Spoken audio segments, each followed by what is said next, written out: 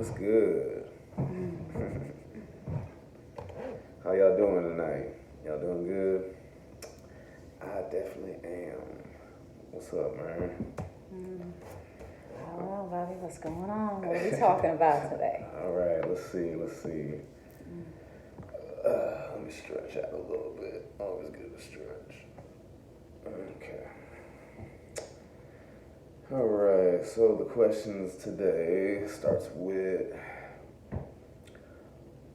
what do you have to say about aliens and UFOs, other beings in this universe?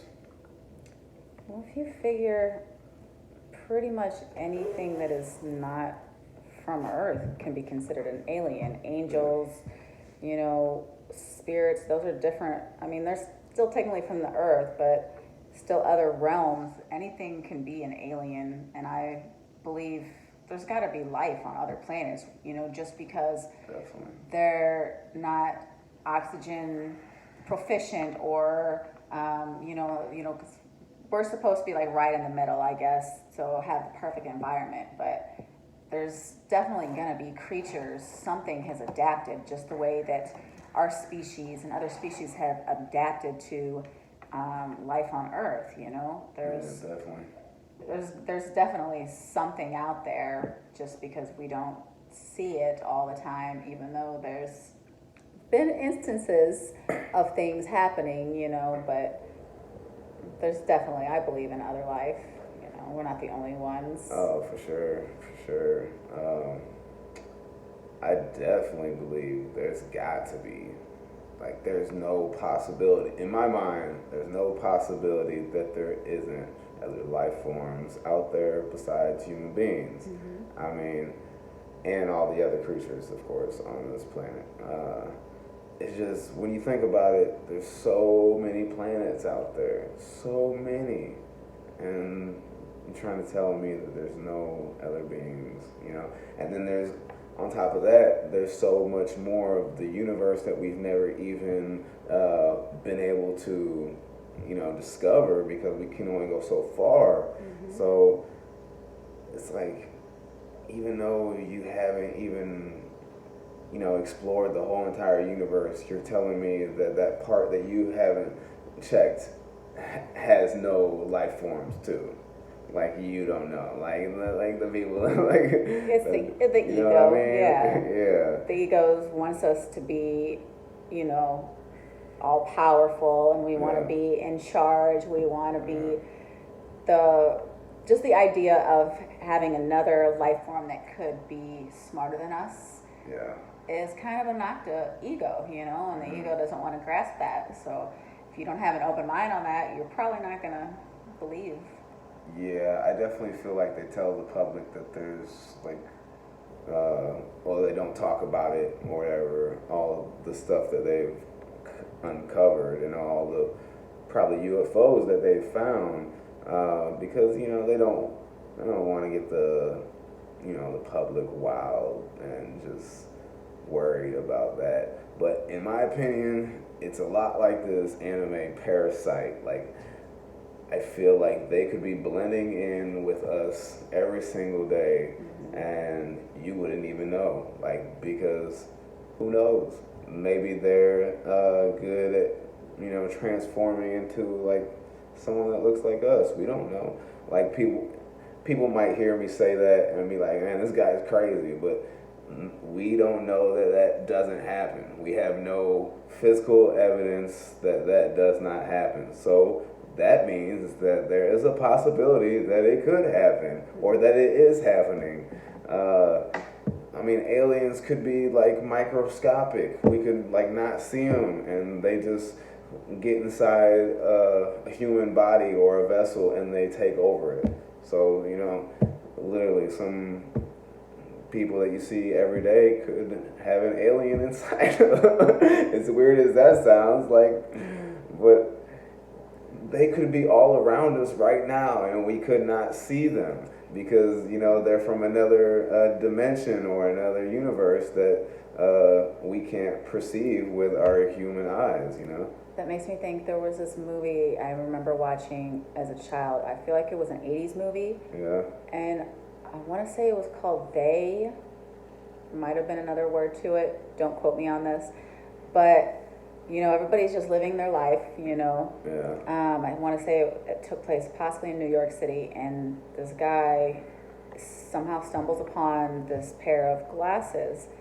I think they were sunglasses, but anytime he put them on, he would just see behind the illusion that was created. I think I've heard of this one, but I've never seen it before. Yeah, so he would see like the billboards, instead of like a picture of a supermodel, it would say like consume or procreate or, obey. And then he started noticing that some of the people weren't really people. They were some kind of alien life. And he was very obvious about it though, because he was like, yeah. and then they started noticing, and I don't really remember what happened in the whole movie, but I just, it's definitely something that's possible. Oh, most definitely. If you can think it, there's a possibility that it's there, Yeah, and what do they say? Out of every rumor, there's a little bit of truth in there, And it's like all you need is an idea for something to manifest.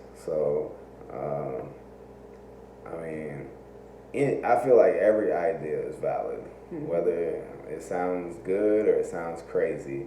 Like, it's a seed. It's a seed that can grow into a tree, you know what I mean? And the idea that aliens are around us, that's more of a fact now, because I'm pretty sure they even came out and said something about there's aliens around, but no one really cared because the COVID was happening. And see, they just dropped that on us like, hey, as a matter of fact, just to let you know, there's aliens around, but watch out for that COVID, it's even worse. And so like, see the government and the media, they don't have a problem with creating chaos and fear and certain aspects that can keep us, at a lower vibrational state. But when it comes to things like aliens, they'll throw that on the back burner. But, if people start, looking deep into that, then they're going to start looking deeper into other things that they probably don't want people to know. And then we're going to start using our brains and our powers more. We're going to know our true selves, and then their game is over. So then it's super hard to control. It's much easier to control a herd of sheep than a herd of lions. It's super easy to control a whole bunch of mice. Well, I wouldn't say super easy, but it's just way less more work to control a whole bunch of weaklings than a whole bunch of beasts. For real. And that's like what human beings would turn into if they really understood how powerful they are. Yep, exactly. Alright, let's see. What's the next one? Alright. So what are your thoughts on positivity and negativity when it comes to embodying it and absorbing it from other people, and like what you can do to stay in a positive mindset, or stay away from negativity type stuff? So whenever we were younger, I remember, I don't think it wasn't a nursery rhyme, but it was something that our parents would tell us, if somebody made fun of us or said something, that sticks and stones may break your bones, but words may never hurt you. Yeah. So that's true to an extent, but words are powerful, especially the meaning behind words. And it is very proven that if we hear something over and over again, we're going to start believing it. So if you are around negative people on a regular basis, or you're saying negative things to yourself on a regular basis, then you are going to believe it. That's what you're going to think that you are. So you have to take steps to either change your environment or change your mind. And really, to do that, you again have to love yourself. But you have to figure out where that trauma, stems from. In order, you got to go back deeper. Well, why do I feel this way about myself? Maybe if you write down every single instance of what happened to lead up to that, it's probably something from your childhood. It usually is. But you just have to be in the right environment. You have to believe in yourself. And really, there's no situation that is good or bad. It's all part of your perception. So we're here to learn, and everything is just a life lesson, in all honesty. So when we put labels on things, we actually change how we react to it. We change how it makes us feel, so you have to look at everything completely different. You have to take everything into consideration, and really you can change any outcome of any situation because we create our realities, so if something's going quote unquote wrong, you can look at it in a different way. Like, why is this happening? What is making me feel this way? You just gotta keep the positivity, but at the same time, if you don't go through and figure out why you're feeling the way, you can't just pretend that everything is okay all the time. You have to look at the cause and effect. There's a reason why something happened. You can't just pretend it's not there. Mm-hmm. You gotta look at it. Was it something that I did? And technically, we are responsible for our lives. That's nobody else's responsibility. So everything that happens is literally because of something either that we planned before we got here, some kind of generational trauma that we, was passed down, or karma that we had to deal with and break that. Generational curses is a true thing, Mm-hmm. Or something that we did, a decision that we made, a month ago, a year ago, that is still coming into play into our lives, so. Yeah. So when it comes to positivity and negativity, in my opinion, it's like you said, so nothing turns positive or negative really until you attach an emotion to it. Mm-hmm. Okay, so almost every single thing you go through in life, it's like nothing really happens until you attach an emotion to it. Like, you don't really react to something until you think about that thing that you're going through. You know what I mean? Like literally, you got two different people, and something happens to both of them, and one thinks that, oh, well, it's not really that bad of a situation. I'll be fine. And then he goes off and he enjoys the rest of his day. The next guy is like, oh my goodness, this is a terrible situation. This is a terrible day. I'm cursed. I hate my life.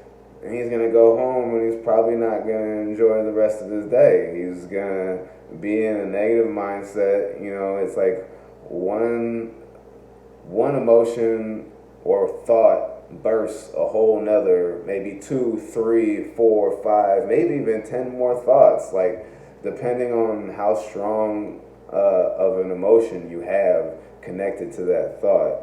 And when it comes to positivity and negativity, I try not to stay in a negative mindset for too long. So as human beings, we experience all types of emotions, and it's like you said, you can't stop one emotion. You're gonna feel them all. Like, that's really part of life, and you're supposed to feel them all. Some of them are supposed to motivate you and bring you to higher levels of consciousness and such, but there are certain emotions and thoughts that you don't want to dwell on for too long, because it will keep you in a negative mindset.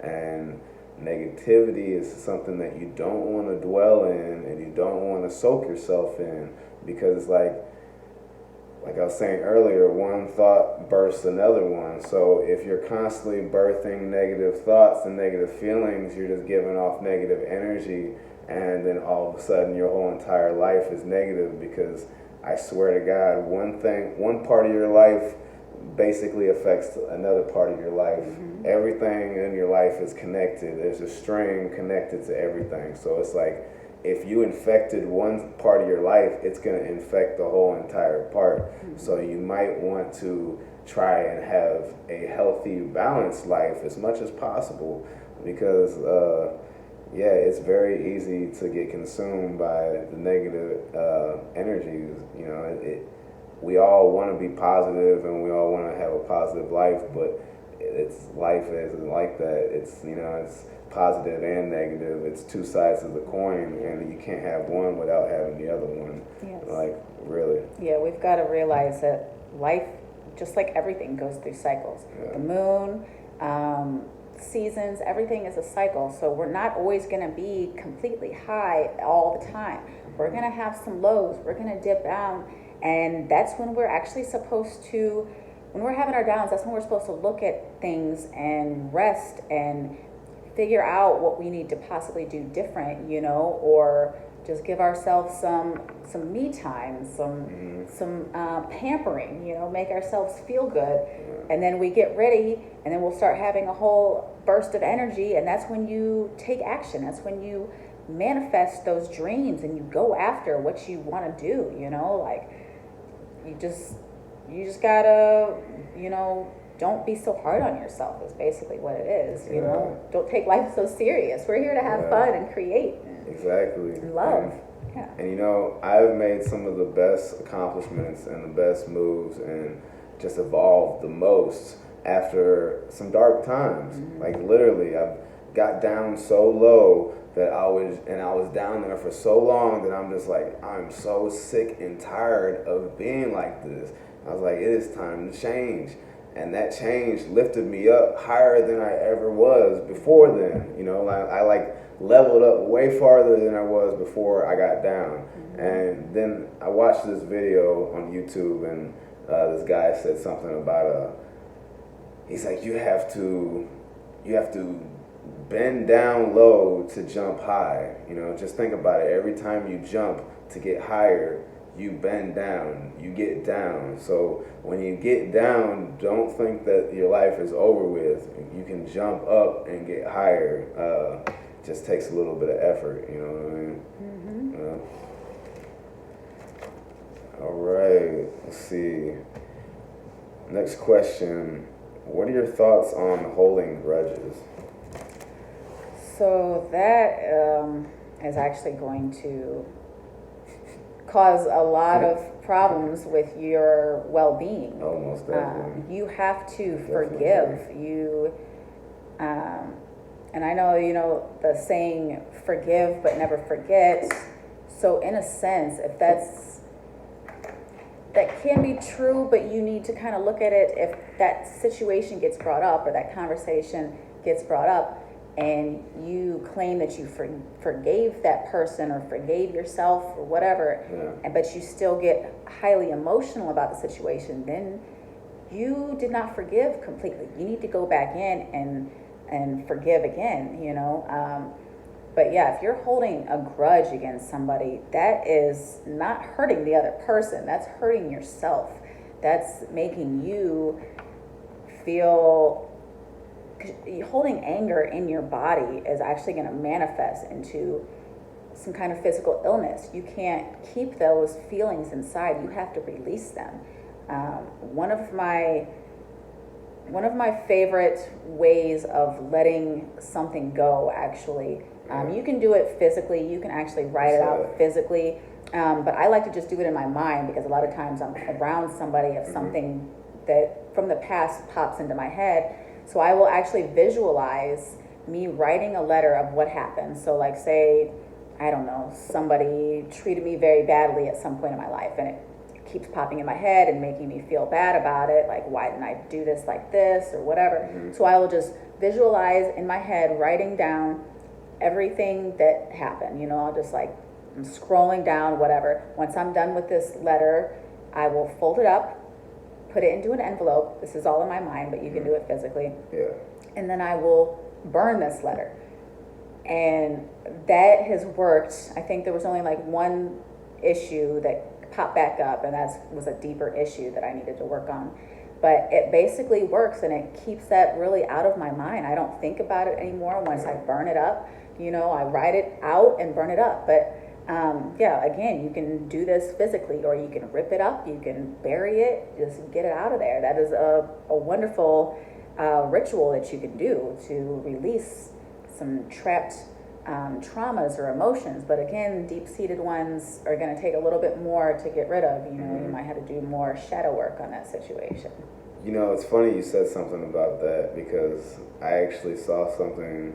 Well, I watched a video on YouTube, and someone said something about how writing down things to people who are passed away, or someone you wanted to say something to but you never had the confidence to, or someone you had a grudge against and you just wanted to let them know how you feel without actually saying it. Well, I gave that suggestion to someone that I knew, or that I know actually, and she told me it helped a lot. Like, she lost someone in her family, and I suggested it to her. She didn't have the chance to say a whole bunch of things to that person, and she told me it really helped her a lot, because she was suffering, like, about not being able to say that to that person, and it just felt like weight was lifted off her. But when it comes to grudges, I definitely feel strongly that it's a terrible thing to hold on to, because like you said, it's like when you're holding on to a grudge, you are hurting yourself more than you're hurting, way more than you're hurting the person that you have the grudge on. So half the time when you're holding a grudge against someone, you're holding that negative energy in about that person. That person probably doesn't even care about what happened that y'all went through. That person might care about what happened, but half the time when someone holding a grudge against someone, it's a one-sided thing. You know what I mean? It's not like a two-sided grudge. That's more like, a rival or something like that. But majority of the time, it's like that person might not even knew that it was bothering you, and you're holding this grudge and you're thinking about it. It's holding space inside of your head that you're using energy to think about them, all these hateful thoughts, when you could be using that energy to be productive with your time, or to use that energy to heal certain parts of your body, or help you get something done a little quicker. But instead, you're burning up this mental energy that you could really be using way better. And it's like, when you hold grudges, it literally hurts. It hurts you, like it does, in a physical way. Like, usually it manifests. Whatever negative feelings you're holding in. That's why they tell you need to let go of things. You need to definitely let go of grudges and let go of negative mindsets and such, because when you hold that in, sooner or later it manifests in a physical form. And then you wonder why you got something growing on the side of your arm, or you wonder why your knee's not working right anymore, or you wonder why your heart is having problems and such, because like we were saying earlier, everything is connected, Love is the highest vibration, and if you're holding hate in any part of your body, but it usually harbors in the heart or the abdomen, which is the solar plexus area, that's really the governor of your emotions. So, a lot of people have stomach issues. They, whenever I used to argue with a significant other, we would get into really heated arguments. Whenever we were younger, we didn't, young kids, they don't really know as much. And we would get into really heated arguments, and I would get what I call now it was like a nervous stomach. Like, my stomach would hurt so bad to where I couldn't do anything, or I had to go to the bathroom or whatever. Or there was even one time I actually threw up from the physical pain that I had caused myself. And I didn't experience that for years, because I was trying to better myself. But then we had an issue one time with a neighbor lady. She's way up there. I'm not gonna get into the situation, but just the confrontation with this lady made me have to go and lay down on my stomach to try to get rid of that pain. It was just like so tight. It felt like somebody was just wringing my stomach, like you would wring a towel out. Like that's what it felt like. It was so bad. I was like, I don't ever want to feel this again. And, you know?